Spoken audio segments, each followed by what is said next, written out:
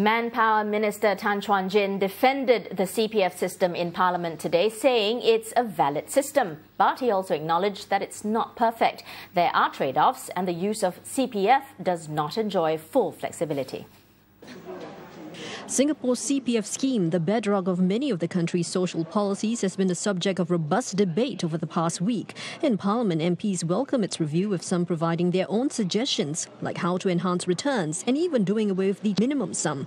Opposition MP Peng Eng Huat called on the government to provide more choices for older Singaporeans to access their CPF savings. Among his proposals, provide for an earlier drawdown age so Singaporeans who need to can access their CPF funds earlier.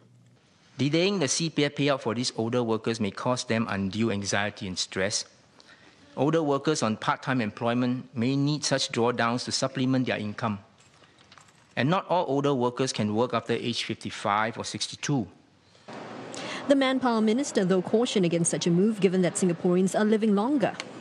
We think it's important from a dignity perspective, individuals are able to provide for themselves as best as they can.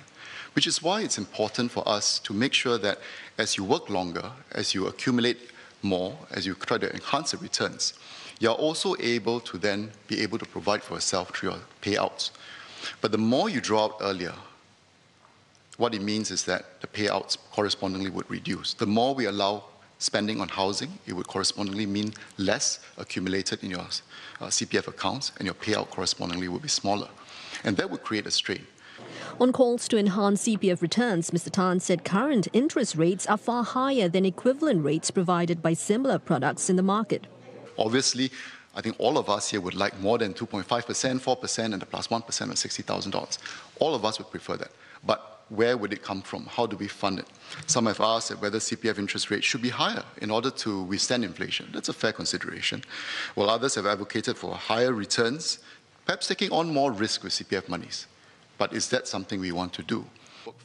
Still, he said the government will study how it can enhance CPF life. Details on changes to the CPF system, including more options for Singaporeans to unlock their housing assets during their retirement years, will be made available in August. That's when the Prime Minister addresses the nation during his National Day rally.